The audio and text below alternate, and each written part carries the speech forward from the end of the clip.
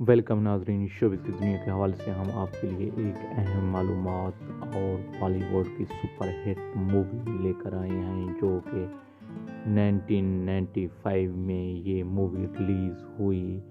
یہ movie super hit اور box office پر چھا گئی۔ اس مووی کا نام تھا ناظرین راجو، جو کہ ایک بہت ہی وائرل مووی تھی۔ سنجے کپور اس کے ٹاپ لسٹ ہیرو تھے۔